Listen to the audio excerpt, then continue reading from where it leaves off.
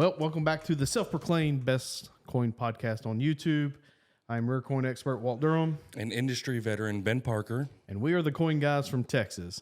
And today, Ben, we're talking about how new collectors can get started with collecting classic U.S. gold coins.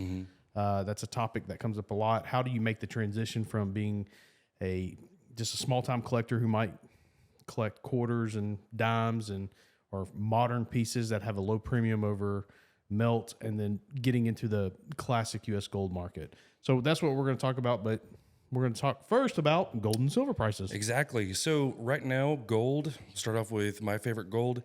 It's at $2,013.90. So if you've been watching from, episode 1 through now, you're going to see that it's slightly moving up over time. It's up, it's down, but we mentioned it last episode. When in doubt, zoom out, look at the big picture. Right. We're trending up overall. And everything in the news now, you look and you see, especially with it being an election year, there's just more and more reasons that are popping up for gold to be more valuable in the short term, for sure the midterm, and definitely the long term. So I like where it's at. So yeah, it's about $2,014 right now. That's really good. Silver, it's making a little bit of waves. There's some movement in the water right now with silver. We're seeing $23.43. Now, it's been a week since the filming of our last episode. Yeah. And the amazing thing about this is a lot of this movement has really only happened in the last 72 hours. Yeah. 40 cents one day, 50 cents the next, another 34 cents. And even while we're making this right now, it's still moving. And this is, you should be excited about this. It's nothing to write home about just yet, but silver's definitely moving. Yeah, and I can tell you from a demand aspect, just from our side of things, man, we have bought and sold a lot of silver per ounces this week, a lot, and that's on a local local side of things. And to me, that's always, I've told you, that's kind of been a basis of where the market is. I can tell by how the economy is doing and all that by just our local people who like to come in. And I've gotten people who, probably bought their first ounce of silver within the last 6 months and are buying kilos from us today. Oh, exactly. And this is almost exactly like it was, you're in the market in 2008 to 2011, and there's a lot of people that have never even heard about silver eagles, gold eagles, these coins, and they're starting to get into the market, and that tells you where things are going. And there's a lot going on right now in the market. Right. And, we got a new client, and I actually talked to him yesterday, and he's got, several thousand ounces of silver. Right. And he had asked me, he's like, because unfortunately he's doing some kind of project or something. He's got to sell some silver. So he's moving out of a position, but he was like, what are your thoughts on silver? And I was like, just my personal opinion is I think it's cheap. I mean, you look at gold at an all-time high, and silver's just like half of its all-time high. Yeah. It's too cheap, and you would think that either one of two things, in my opinion. Is gold too high and it's going to correct, or is silver too cheap? And I think the more likely scenario is silver's too cheap. Silver is too cheap.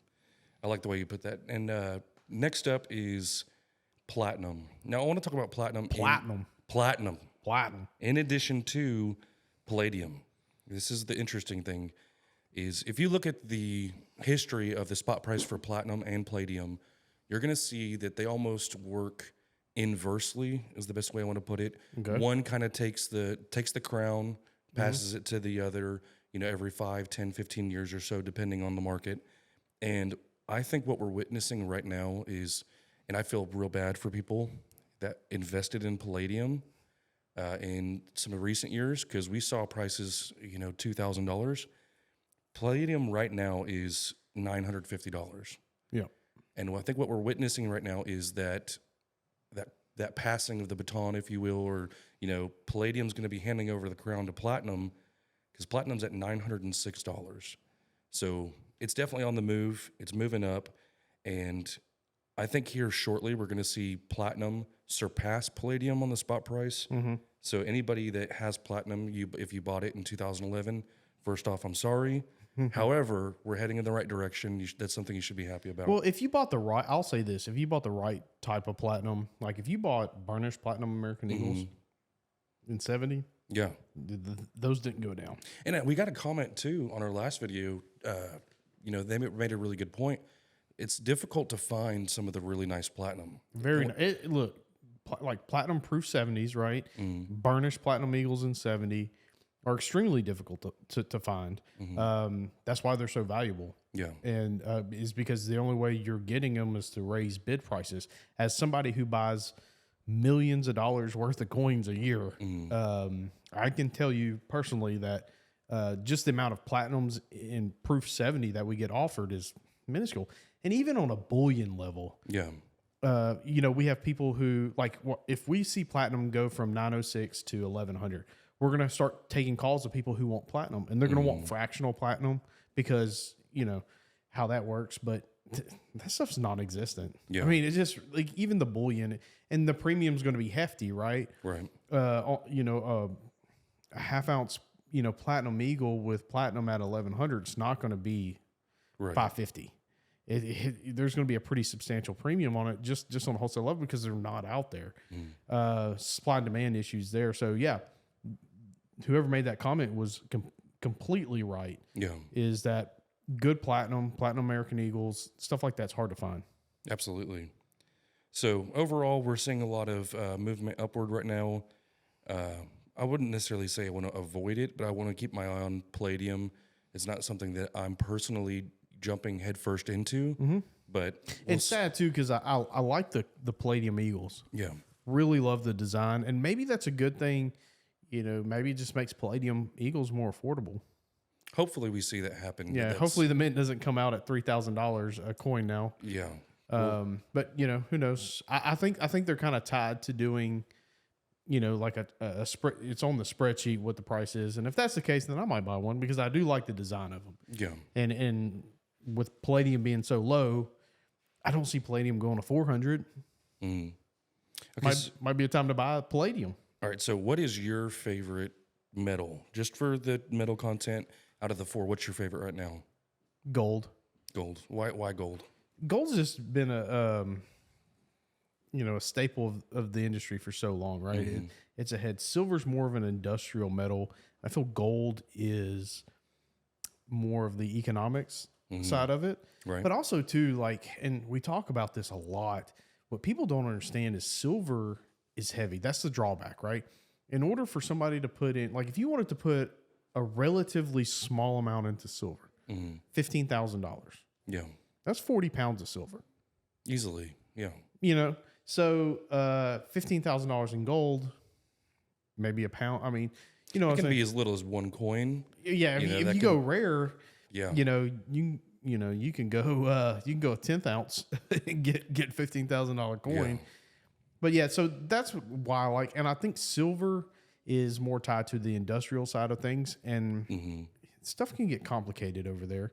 But I am buying more silver now personally. Me and my wife, we like to buy and collect silver coins and stuff, and stack silver bars, and we are just on that train right now because, again, we think it's cheap.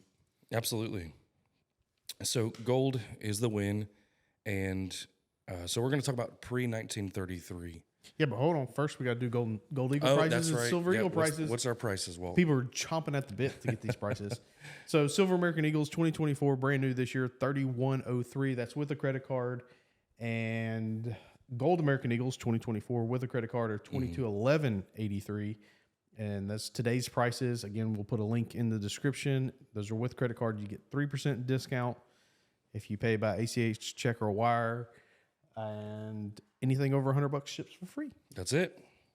Yeah, but today we're going to talk classic U.S. gold coins. So how can a collector get started in classic U.S. gold coins?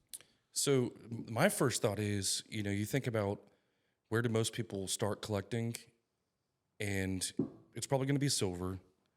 They're going to start, kind of dip their toe in the water, right? Test out with silver. So I see them going one of two ways. Either they're going to go modern, they're going to get a silver eagle, or then they're going to go right, because the point of entry into modern is what makes it, attractive. Absolutely, and people might be gifted a silver eagle for their birthday or their birth year, and otherwise, I really like Morgan silver dollars, and a lot of people do too. That's another area that they could go with silver. So from there, I think they look at, depending if they're in modern, you have to really know some of the history of what was going on back then. So we started out first as a country, I believe it was 1795. That's when we first started striking gold coins. Correct. And so tell me a little bit about that, the first coins that we were making. Well, I know they're really, really expensive right now. Oh, yeah. That's it, yeah. I know if you want one of them, you better have a big checkbook. Yeah. What was the first one? It was a turban head, something. Yeah, they call it the turban head, half eagle. Yeah. You don't see those. Yeah, so back in the day, the denomination, if you're ever curious to why the denomination goes up to, it's called double eagle, and the $20 piece was because back then, with money, there was no need for a $20 piece. $20 was a lot of money. And so it went up to an eagle, which was $10. Yeah. And what comes after eagle? Double eagle. Yeah. So that's where we get the term double eagle comes from, and came out in 1849. I think that one's in the Smithsonian, though. Very first one. Yep. Again, better have a big checkbook if you want that one. Absolutely. So there's 4 primary denominations that we make. That's the 2.5, the 5, the 10, and the 20. And the corresponding, this is a little bit different, especially if you're in modern. They make it relatively easy now. You have the $5 gold eagle. It's 1/10 of an ounce. And then you go up to 10, it's a quarter, 25 half, 50 is 1 full ounce. So in the older version, it's a little bit different fraction, but it's going to be 2.5. That's roughly 1/8 of an ounce. Right. So people think when you say that too, the $2.5 piece, we have a lot of collectors start out with $2.5 pieces. Like their first vintage or classic U.S. gold coin is a $2.5 coin. And then they say, well, how much gold's in it? And you say 1/8. And for some reason, the human mind makes you think, well, that's smaller than 1/10 of an ounce. Yeah. But it's not. So 1/10 of an ounce is smaller than 1/8. Yeah. So back to school on some of us, but it's 0.12 ounces of gold is the meltable amount of gold in it. It reminds me of a joke. 5 out of 4 people have problems with fractions. Yep. Yeah. That's it. 5 out of 4. But I would say, if you really think about how, it was laid out back then, we were on the gold standard. So an ounce of gold was tied to the US dollar, especially. And that's why you see the increments jump up in specific amounts because, $2.5 is, like you said, 1/8 ounce of gold, 0.12 ounces of gold. A $5 piece, which is double the face value, has double the amount of gold in it. Imagine that. Yeah. It's 0.24, so nearly a quarter of an ounce, just shy of 0.2418 if you want to get specific. Yeah. Because they did get specific. And then if you want to go to the $10 piece, 0.48.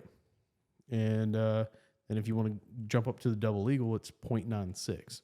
So a lot of people think the $20 piece is 1 ounce of gold. Technically, it's not. Yeah. But it's considered an ounce of gold. It's just under, and if you want to make it simple, you can just say it's an ounce, but technically it's not.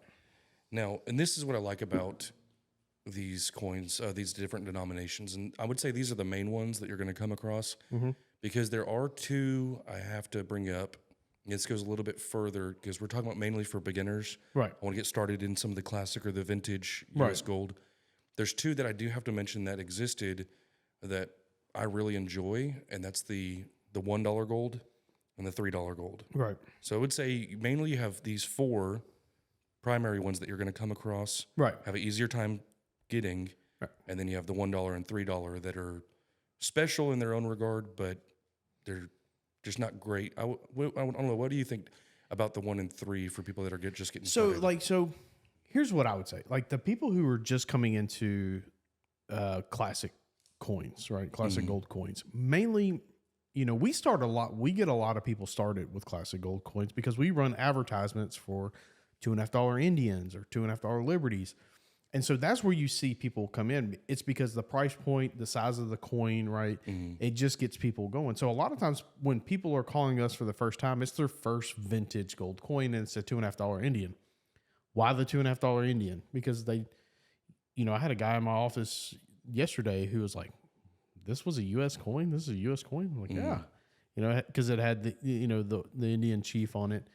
And, not a lot of people know that those even existed. Right. So you get a lot of people who start with $2.50 pieces, right? The $1 pieces are, they're just lackluster because they're so small. I mean, it's $1 worth of gold. Back then, it was $1 worth of gold. Yeah. So it's 0.04837 ounces. It's tiny. Right. Tiny. It's a tiny coin, and I don't think people are expecting it. Mm-hmm. And price points on them, I mean, are like $400. I think even just I mean, because they are pretty rare, they carry a premium. It's more of a specialized collector thing because you got to really appreciate the $1 coin. If you're going to spend 400, and I mean, you can spend thousands on a one, depending on the grade. You're going to spend that kind of money. People are like, man, it doesn't jump out at them. Some people love it. They're the outliers. And I think that's why you don't see a lot of registry sets with $1 pieces. It's a very specialty thing. Now, the $3 gold piece is a good size. It's a little bit bigger than the 2.5. But again, it's a rare coin. By standards, it's a rare denomination. Mm-hmm. And what most people don't realize, the $3 pieces were melted down. They were made to buy a sheet of stamps, right? 100 stamps, 3 cents a piece, $3. Well, the Postal Service would come in, take them.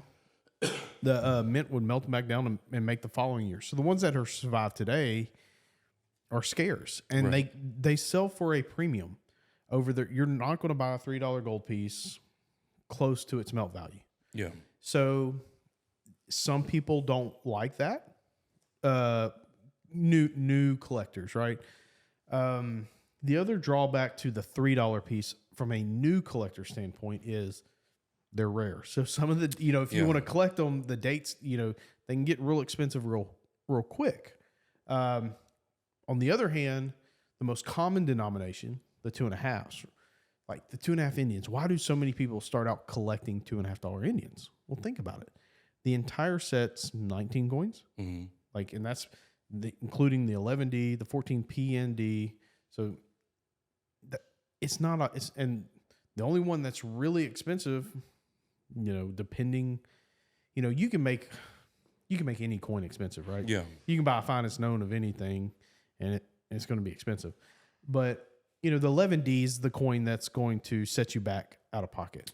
Oh yeah, that's the big one in the set. Right. So, but new collectors can come in, they can start building a short set, which is the last years made, 25 through 29, and very affordable dates. And so they can complete that set, whether they do it at one time or they take, one coin a month, or they take a year to do it. That's a very completable, that short set. And then they can move into getting a 1908, a 1909, 10, 11, 12, 13, 14, 15. Then, okay, I got a date run. Now let's get the 14P. Because the 14P's, the 14D, the Denver Mint's going to be less money. The 14P is kind of scarce. So those coins are more easily to collect. I don't know. I'm searching for the words here. They're just easier to collect. So that's kind of the drawback with the $3 pieces is they get scarce really quick. Yeah, there's individual coins in the $3 pieces that you'd be surprised. And it's, if you're just getting started, it's hard to justify that when you know how much gold is in it. And it's all of this should be based off of your budget, because you have a set amount of money that you want to put into your coin collection, whether it's at one point, or if you're going to do it over years. Right. If you're, if you've got $15,000 and you want to put together some classic gold, a handful of $3 pieces can eat that up fairly quick. Right. So what do you think about this? I've always thought that one of the best ways to build get an introduction to classic gold or vintage gold from the U.S. is you might not really know beginning how you like it. So I always recommend start off with a 2.5, and then before you dive completely deep into getting a complete date run, get the 5, get the 10, get the $20 piece. So build a type set. Yeah. build a typeset, get, one of each, and then based off of, the history of it, the look of it, and you have to keep in mind that we're talking about liberties and the Indians with the St. Gaudens. Right. So yeah, that's a very standard way to start collecting classic gold coins is the typeset. Yeah. Because like I mentioned, I went, date run and then into a set. But yeah, you can definitely go 2.5, 5, 10, $20 piece, a 4-coin typeset, whether you want to focus on the Liberty heads or the Renaissance era of coins, which is the 2.5 and 5 Indian, 10 Indian, and the 20 Saint. And then you can really you can dive deeper just a little bit, is add the $3 piece into that. Yeah.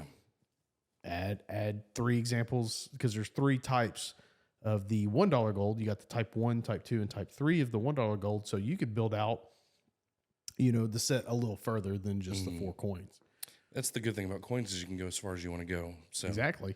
But that's a standard way of collecting. And again, if you're a beginner and you want to stay at beginner level, you can buy those coins in XF. I do not recommend buying, I don't recommend buying $2.5 Indians in particular, raw, and unless you know who you're buying from. Those are one of the most heavily counterfeited and hardest to detect counterfeits out there. I don't know if you even know that. No, I mean, as far as that goes, I would imagine that, because we've come across our fair share of fake Morgan silver dollars. Yeah, they'll make, one, if there's a really big year with a mint mark, they'll make that, try to sell it for a low price. Seems like you got a really good deal. So that's a good point. I didn't even think about that. $2.5 Indians is a heavy counterfeited coin. Again, a dealer like us, we're not going to, we're going to spot them. But the reason I say I'm not a fan of because you can get a mint state 62 for a reason, that's close to the same price as you can in XF. So just getting an NGC or PCGS certified or now a CAC certified 62. And if you're especially if you're building out a typeset, go get you a cool date that stands out to you, the 25D or the 29, or if you had a family member who was born in 1927. Yeah. Whatever. Go get you one of those coins in 62 and it's not that big of a difference price wise. Absolutely. And a good thing about that too is, so we recommend first off, get the $2.5 piece. That's a great starting point. Right. Whether that's the Liberty or the Indian. Right. It's just a good size coin for the money. Exactly. So it's a good starting point. And second, pay just a little bit extra. Go ahead and get it because they're not very difficult to get in a mint state 62. You'll thank me down the road. Exactly. I mean, when you go to sell those coins, if you sell them, if you pass them down, you're going to make your family's life, whoever you gift it to, you're going to make everybody's life easier. So yeah, that's the thing. So many people fail to realize that you can come into coins and be like, I'm going to be a collector of this. Yeah. And I'm going to dive into it. Great. When you pass away, because it's most collectors don't want to sell their coins. Right. So, and then you, even if it's a small amount of money, $20,000 you got into this collection and you're leaving that to your kids or grandkids and they have no clue what any of this stuff is, it's really easy for somebody to take advantage of them if they don't have certified coins. Exactly. This coin's been in jewelry, yada, yada, yada, or it's fake. I mean, I'll give you this. It's got gold in it. It is real gold, but the coin's fake. I mean, listen, I've heard and seen it all through these local buyers. Oh, yeah. And that's just not local to us. That's local for the entire United States. Right. If you go somewhere, even if it's a coin shop or a pawn shop, anybody that says, we buy gold, anything that says that, just be a little wary. Or do you get those advertisements that come in the mail that says like a coin show, but it's not really a coin show. It's a buying event. Oh, yeah. Do not go to those. I mean, if you want to go, and you have something that you just want to get an appraisal for. But they're like 20 cents on the dollar. Yeah, I mean, they're going to lowball you without a doubt. Like they're there to make money. There's a reason why they travel town to town and they plan it ahead and pay for all this marketing because they're making a huge profit on it. Yep, that's what they're doing. And people are, and I get it. Like you might sell something 80 cents on the dollar because of the convenience factor. Because let's be honest, you want to sell something to me, you've got to box it up and ship it, right? Mm. And some people, that's a huge undertaking. They're like, well, I don't want to get into how do I ship it. You know, we make the process a little bit easier. Yeah. We'll send FedEx out there, pick it up and insure it and everything.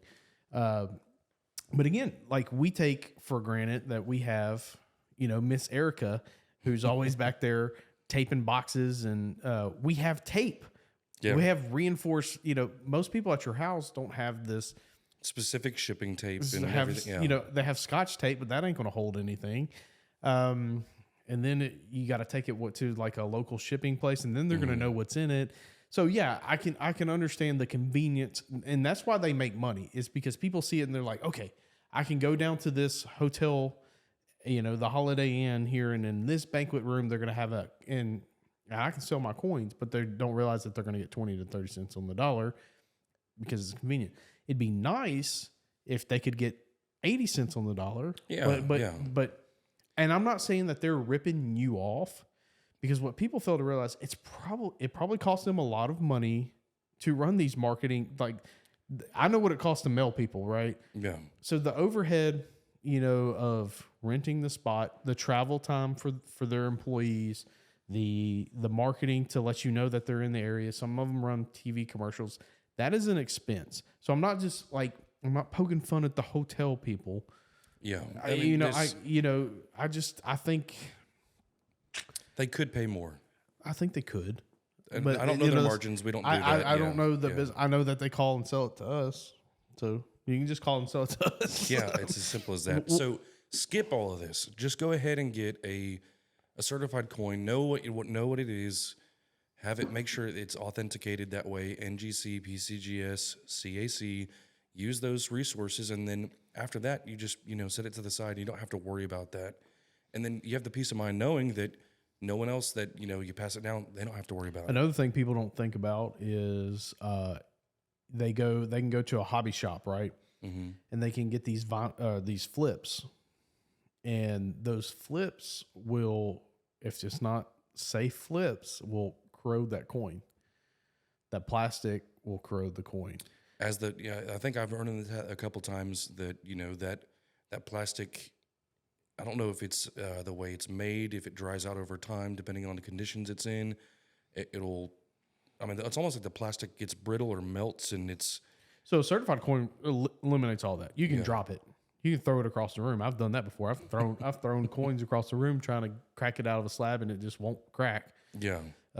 It'll protect the coin forever. It's sonically sealed, and you can run over. You can literally.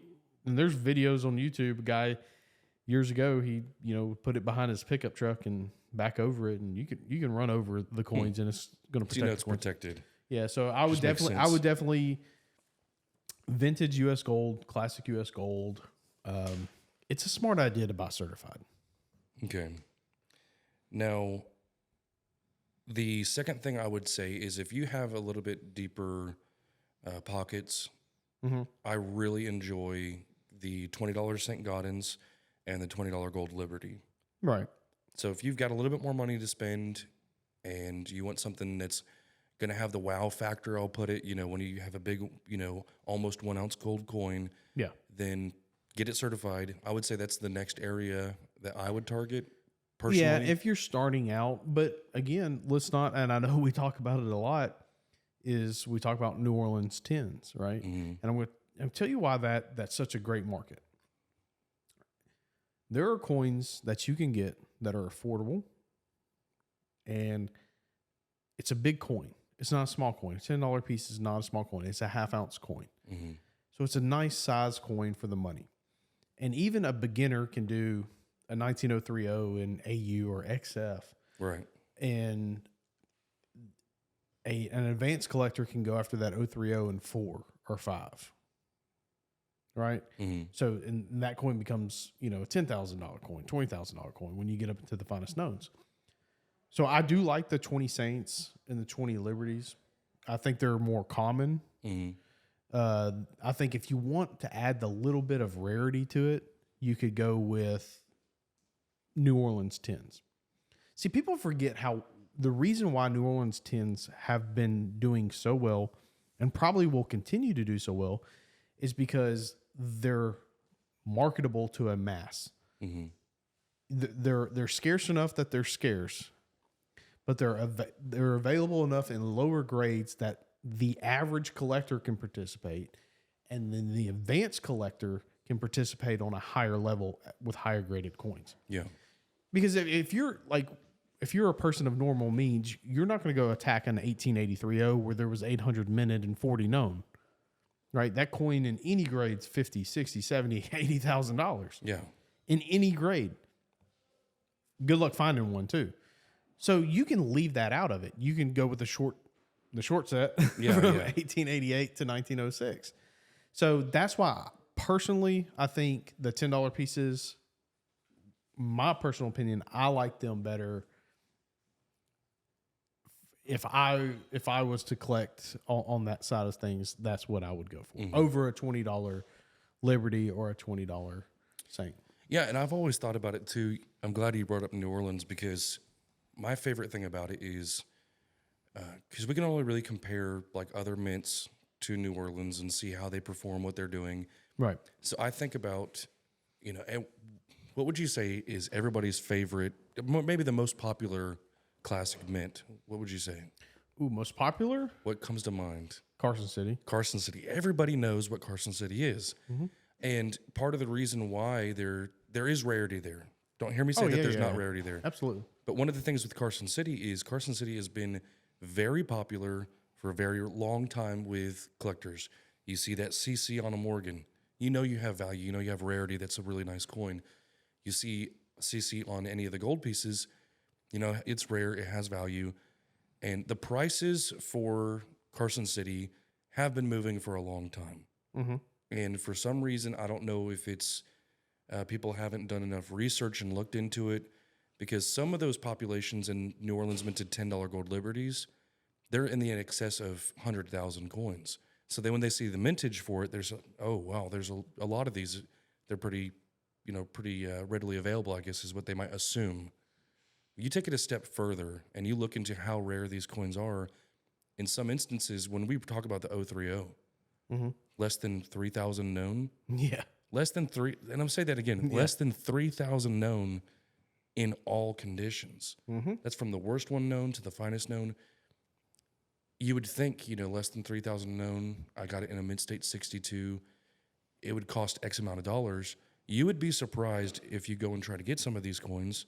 They're not as much as you think they are. And I think the reason why I bring up the Carson City is as time goes on, more and more people are going to treat New Orleans like Carson City. It's going to get some of the popularity behind it. As it gets more known to the masses and as it grows, as the collector base grows, it will. The demand will increase. Because I did a research paper a couple years ago comparing a 91cc to, I think, an 030. And it was basically population-wise, the O-Mint 10 was twice as rare. Mm-hmm. And it was about half the price. And it's crazy. Yeah. You can get a coin that is twice as rare for about half the price. And it just shows you where you're at in the market cycle with the O-Mins. I think there's a lot of value to be stolen there for people who are buying them now, especially people who bought them 5 years ago. They stole a lot of value, but there's like a lot of value there to steal. I think they got a lot of room to grow. But you're right, Carson Cities, they're expensive to collect. Yeah. And I don't know if there's an affordable Carson City 10 like there would be because when I say everybody can participate at some level with O-Mint 10s. Absolutely. Yeah, there's something for everybody there. Carson City, that's when you get into it. It's a little bit more difficult. I would say beginner, 2.5s. Mm-hmm. And anybody can get a 2.5. Start off with that. And I'm not saying do 2.5s and not do the $10 pieces. You can do both. So get your 2.5s if you want a date run of that. Right. And there are $10 gold liberties from New Orleans for every pocketbook. Right. Now, Carson City, though, I mean, especially, we're talking about 10s, 20s, it gets even more out of reach for people. Carson City, $20 pieces, minimum 5 figures. And that's and same thing with, O-Mint 20s, they're rare. Yeah. They are rare. Mm-hmm. but the Mint 20s are a little more affordable than the Carson Cities. Yeah. But yeah, I mean, we don't handle a lot of the double legals, but we do handle some. And again, from a business perspective, if we can't handle a lot of them because we can't get enough of them. You can't live off you can't live or have a business that has an empty cart, or empty shelves to sell out of, and that's part of the holdback with the Mint 20s and probably the Carson Cities. But that's why they're big coins, man. They're big coins. Absolutely. So big coins. But I like this might be an unpopular opinion, but I like the design of the $10 Liberty better on the $10 piece than I do the 20 aesthetically. I know it's the same design, right? So is it the amount of surface area in the fields? So it's just the scale of the scale. I mean, because there's a lot of surface area when you blow that coin up into a 20. Again, my opinion, it might not be popular with people, but it's mine. Yeah. And you compare it to the $20 St. Gaudens. There's a lot going on, and it's a very attractive coin. Even on it's a big, almost 1 ounce piece, but you've got the rays, you've got Lady Liberty. It almost looks like she's coming off of the coin, and that's why I like the 2009 ultra high relief, because that coin is smaller in diameter and thicker, as it was originally meant by Augustus St. Gaudens to do. Yeah. It was originally meant to be that size. And something, too, I'll mention is on the 2.5 Indians and the $5 pieces, they're incused. Yes. So take, for instance, today, what you have in your pocket change, a George Washington quarter. If you take your thumb and you rub it on the surface, the George Washington bust is risen off the surface because the way that coin is struck. With the 2.5 Indian and the $5 Indian, those are pressed into the surface of the coin. So it's called an incused design. Right. Those, I think also that's one of the things I personally did for my collection is pick up the 2.5 and the $5 Indian, and I have an incused set. Yeah. The only two coins that are like that. Definitely. A lot of people don't know that we made coins that way back in the days. And so it's I had a guy in my office the other day, slid a 2.5 and 5 Indian in front of him. He's a big silver guy. And he's like, man, these are expensive. Huh? I said, well, I mean, it's all relative, but I said that $5 Indian, really, you can purchase for not much over its melt value. Yeah. I mean, right now, listen, if you want to get an incused, gold coin, $5 Indians, I think, offer a lot of value. It's almost a quarter ounce of gold, and you can get XF to AUs for a little premium over their melt. Yeah. And a lot of people too right now, we come across it all the time. People want 2.5 Indians and $5 Indians for jewelry. Yeah. A lot of that, they'll have jewelry grade specific coins for that. And the funny thing about that, Walt, is if you look back at history, the 2.5, so a little bit of trivia for you. Uh-oh. Do you know why? Because the 2.5s and the 5s, they struck them for so long, and they stopped. What was the year that they stopped? Oh, what, the 2.5s? The 2.5s? 15. Well, they took a break. Do you know why they started making them again? Well, no. I want to say no. Okay, so they started making the 2.5s again, 25 to 29. Right. Because Americans back then really enjoyed giving those away as gifts. The design, it was so brand new, it was interesting. Some people might say back then it was slightly controversial. There's a lot of stuff behind it, but people just, really. I mean, think about today. If the Mint released a quarter, which I would think is the most popular coin that we have, with a Native American on it. So this isn't directly the reason why they, the only reason why they brought it back, but there was a lot of demand in America back then for them because they were giving them away as gifts. Americans really liked it, so they did one last push of them. So it was caused a little bit more. It's interesting now that affinity for those coins still exists today. People really like the design of it in jewelry. They'll give it away as gifts. And that's as far as the looks go. Imagine if there was a 2.5 Indian that was the size of a St. Gaudens. That design, that size, that would be impressive. Well, I think you can buy 1 ounce silver rounds that have that design. Yeah. Maybe this is a fantasy strike from Fiji coming out. Oh, you know, the Mint did that thing. What if you could bring back one design? Oh yeah. What if they'll bring back the $5 Indian or $2.50 Indian? Imagine. And strike it in 24 karat gold. Encased. That'd be cool. I don't know. There's some coins. I like I said, you know, not to get off rail or off subject, but like the 2016 Standing Liberty gold coin that they did.